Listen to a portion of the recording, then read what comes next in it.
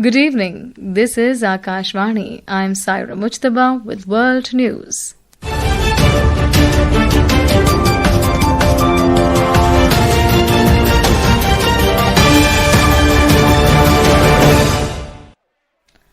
The headlines. New Delhi welcomes UK crackdown on anti-India extremists, calls on China to ensure Indian passengers are not harassed during transit. India steps up humanitarian aid as Sri Lanka struggles with post-cyclone devastation.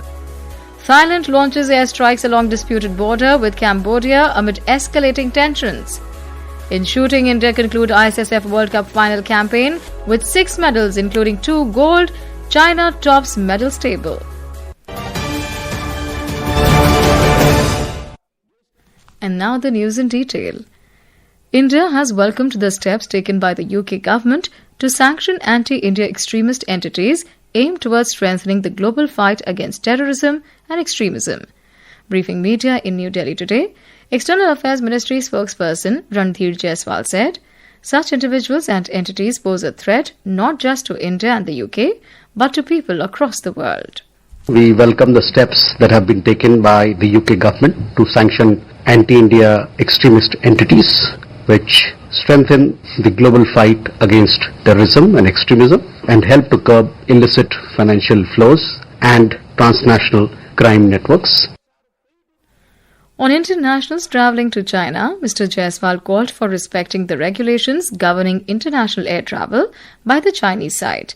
He also said Chinese authorities are also expected to provide assurances that Indian citizens transiting through Chinese airports will not be selectively targeted, arbitrarily detained or harassed. We expect the Chinese authorities to provide assurances that Indian citizens transiting through Chinese airports will not be arbitrarily detained or harassed, and that regulations governing international air travel would be respected by the Chinese side. MEA would advise Indian nationals to exercise due discretion while travelling to China or while transiting through the country.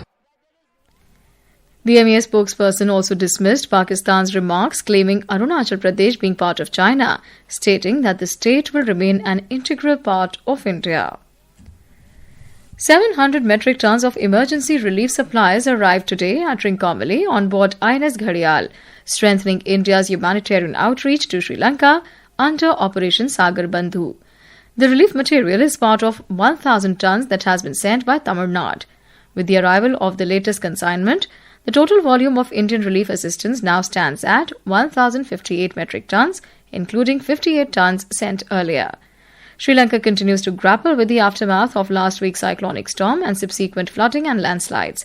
The death toll has risen to 635, while thousands of families remain displaced and critical infrastructure has suffered extensive damage.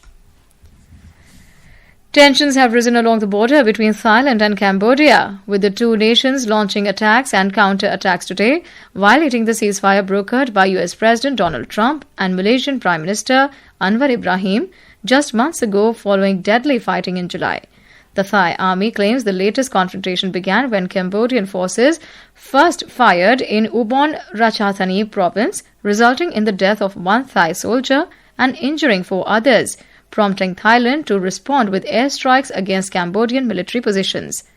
Cambodia strongly denies starting the violence, instead accusing Thailand of launching an attack on its troops in Preah Vihear and Ordar Myanche provinces, with reports of shelling near ancient temples like Tamon Thom. The renewed conflict has tragically killed at least 1 Thai soldier and 4 Cambodian civilians, forcing approximately 35,000 Thai residents and thousands of Cambodian families to flee. The breakdown of the July truce was recently preceded by rising distrust, including Thai accusations that Cambodia had planted new landmines in the contested border zones. The root of this recurrent conflict lies in the 1907 colonial-era border map and long-standing nationalistic disputes over ancient Khmer temples like the Preah Vihear Temple, which was awarded to Cambodia by the International Court of Justice in 1962, a ruling many in Thailand still resent. India participated in the 4th annual Quad Humanitarian Assistance and Disaster Response Tabletop Exercise and Strategic Meeting in Honolulu, Hawaii. The Ministry of External Affairs said that the meeting underscored the Quad's commitment to reliable and effective life-saving support for the people of the region. The meeting, which was held between the 2nd and 5th of this month, brought together government officials from India, Australia, Japan and the US to strengthen the Quad's disaster response capabilities across the Indo-Pacific. Under-Secretary of State for Political Affairs of the United States, Alison Hooker, arrived in New Delhi today.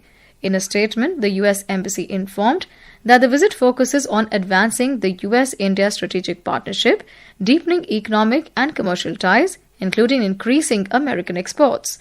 It added that the visit also focuses on fostering collaboration in emerging technologies, including artificial intelligence and space exploration. During her visit to the national capital, Under-Secretary Hooker will meet with Foreign Secretary Vikram Misri and other senior officials to discuss regional security, economic cooperation and shared priorities in the Indo-Pacific. The embassy further informed that she will also visit the Indian Space Research Organisation in Bengaluru and meet leaders from India's dynamic space, energy and technology sectors to promote innovation in US-India research partnerships and to explore opportunities for expanded cooperation. Prime Minister Narendra Modi will address the closing ceremony of the Second World Health Organization or WHO Global Summit on Traditional Medicine at Bharat Mandapam in New Delhi on the 19th of this month. WHO Director General Dr. Tedros Adhanom Ghebreyesus, Union Health Minister Jagat Prakash Nadda and Union Minister for Ayush Pratap Rao Jadhav will also be present at the event. Addressing a press conference in New Delhi, Union Minister for Ayush Mr. Jadhav emphasized India's global leadership on traditional medicine and said that Ayush systems are being recognized worldwide as trusted solutions for holistic health. This second edition marks another significant milestone in our collective global efforts of mainstream traditional medicine for the health, happiness and well-being of humanity. Friends, this summit will bring together ministers, policymakers, global health leaders, researchers, industry experts and practitioners from across the world. The 3-day global summit will commence on the 17th of this month with the theme Restoring Balance, the Science and Practice of Health and Well-being. This is Akashvani. You're listening to World News. We bring you the top international news and updates from around the globe. Welcome back. Japan today rejected China's claim that Japanese fighter jets interfered with Chinese naval training, leading to Chinese aircraft locking their radars onto the Japanese planes. Japan's Chief Cabinet Secretary Minoru Kihara said the Air Self-Defense Force or ASDF jets maintained a safe distance from the Chinese military aircraft near Okinawa on Saturday. Japan has said Chinese fighter jets pointed their weapons targeting radar at 2 Japanese F-15s flying over international waters near Okinawa. A Japanese official, Kihara, called this a dangerous move. The Government of India today handed over a letter of interest or LOI to University of New South Wales, Australia to set up its campus in India. Union Education Minister Dharmendra Pradhan handed over the LOI along with his Australian counterpart Jason Clare to the university on the sidelines of the 3rd Australia-India Education and Skills Council meeting in New Delhi. On to sports. In shooting, India concluded its ISSF World Cup final campaign today with 6 medals, including 2 golds in Qatar. Simranpreet Kaur Brar won gold in the women's 25-meter pistol and Surajit Bhogat took gold in the women's 10-meter air pistol. Sanyam Aishwarya Pratap Singh Tomar in the men's 50-meter rifle 3 positions and Anish Bhanwala in the men's 25-meter rapid-fire pistol each claimed silver. Men's 10-meter air pistol world champion Samrat Rana secured India's lone bronze. China topped the medal table with 4 golds and 9 total medals. And now, before we close, here are the highlights of the bulletin. New Delhi welcomes UK crackdown on anti-India extremists, calls on China to ensure Indian passengers are not harassed during transit. India steps up humanitarian aid as Sri Lanka struggles with post-cyclone devastation. Thailand launches airstrikes along disputed border with Cambodia amid escalating tensions. In shooting, India conclude ISSF World Cup final campaign with 6 medals including 2 gold. China tops medals table. That concludes tonight's World News. For more updates, stay tuned to Akashvani. Good night.